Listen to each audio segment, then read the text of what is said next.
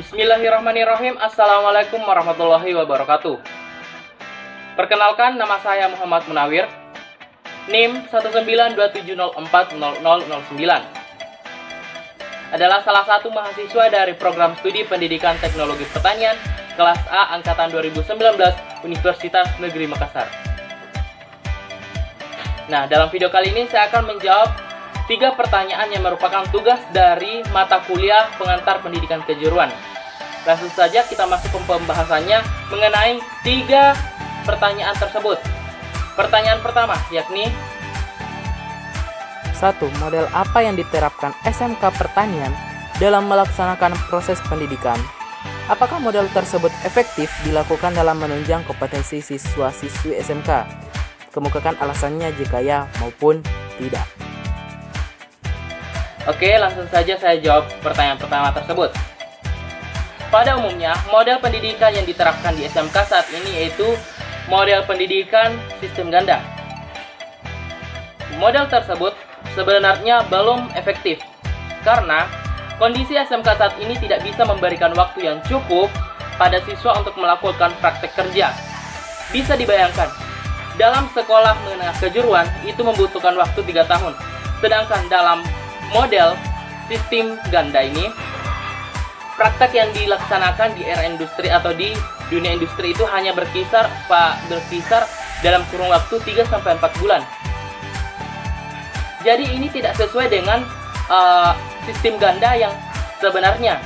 Jadi menurut saya, model sistem ganda ini belum efektif dijalankan di SMK saat ini karena mengingat kondisi SMK saat ini itu tidak memberikan waktu yang cukup pada siswa untuk melakukan praktek kerja. Yang dimana praktek kerja ini dalam model sistem ganda ini sangat dibutuhkan karena yang namanya model sistem ganda ini adalah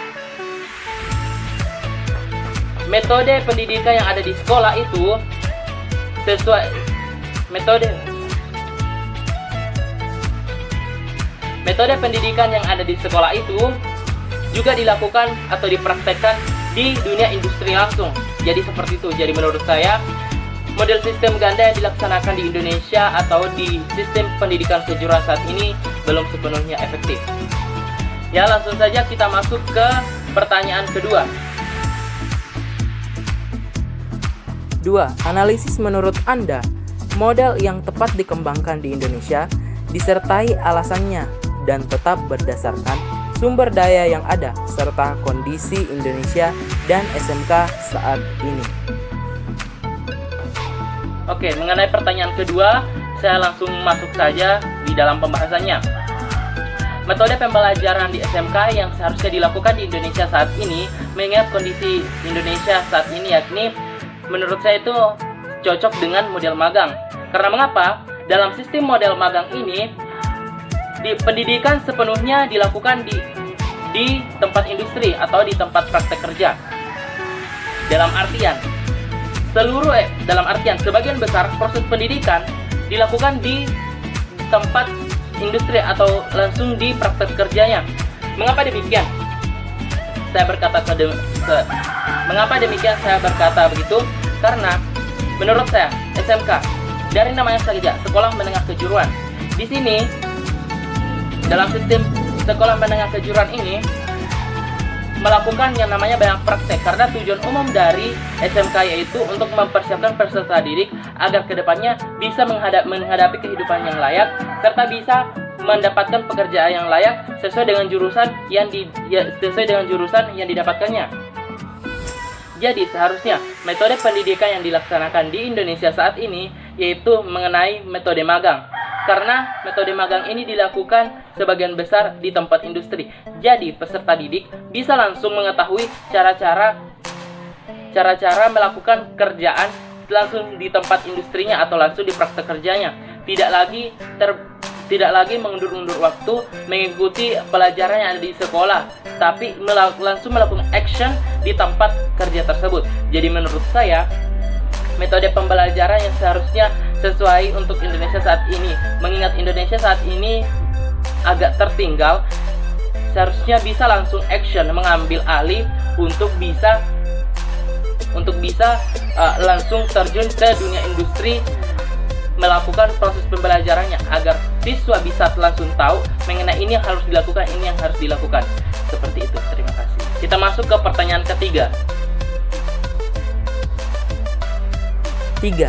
Jika Anda sebagai seorang yang punya jabatan dan wewenang untuk membuat sebuah model pendidikan pada SMK, bagaimana sistem dari model yang akan Anda buat dan apa nama model pendidikan tersebut?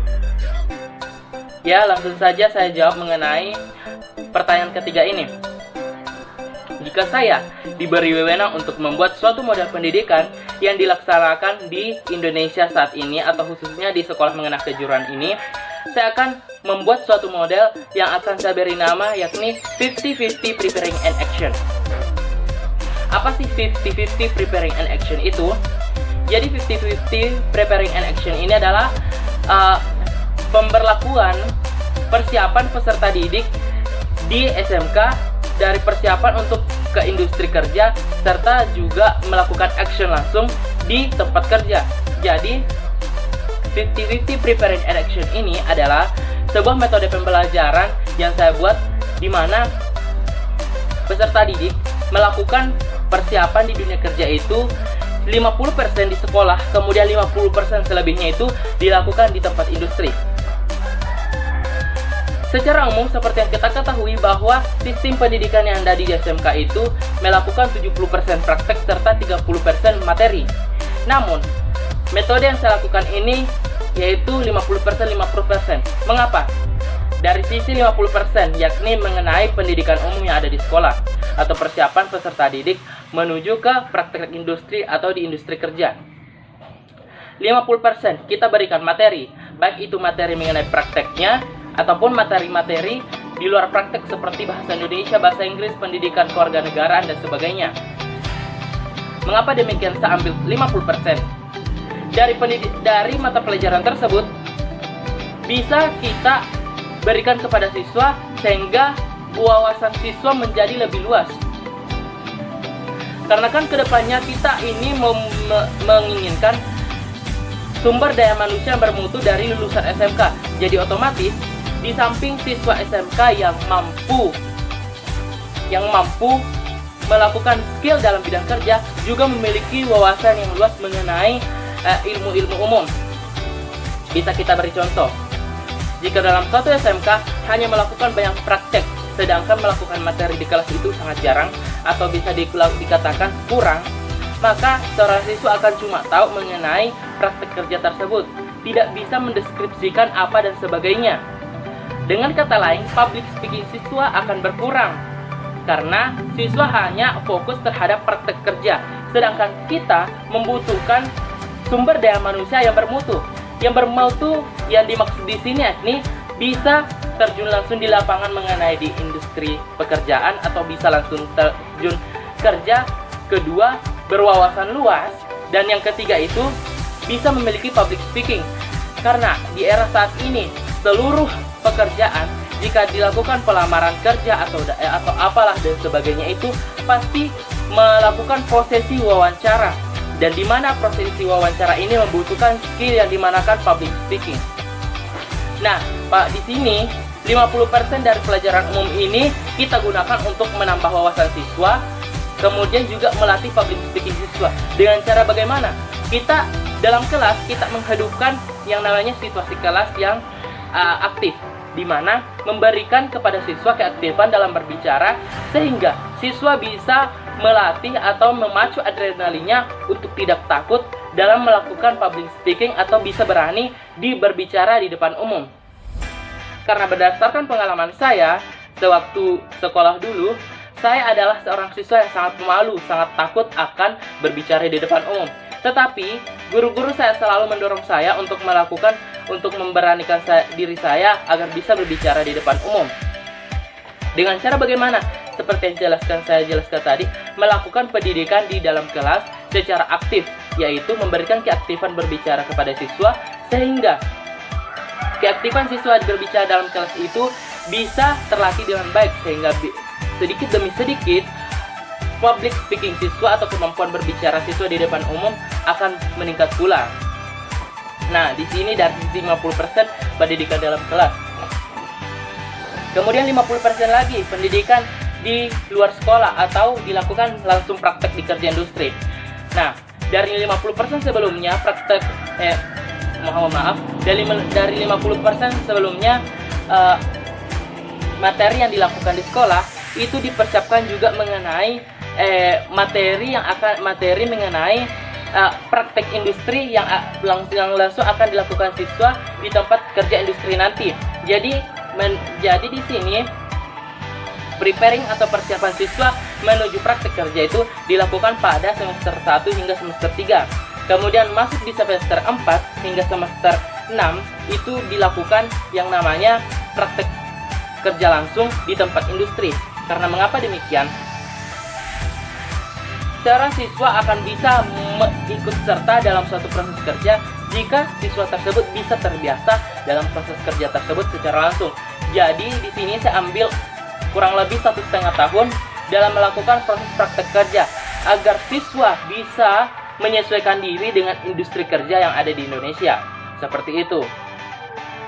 Jadi sebelumnya 50% materi yang ada di sekolah itu diberikan materi mengenai industri kerja, materi-materi wawasan umum serta public speaking siswa, sehingga pada saat melakukan praktek kerja di dunia industri siswa tidak kaku lagi, baik dari segi berbicara di depan umum, kemudian melakukan praktek langsung, serta juga memiliki wawasan yang luas.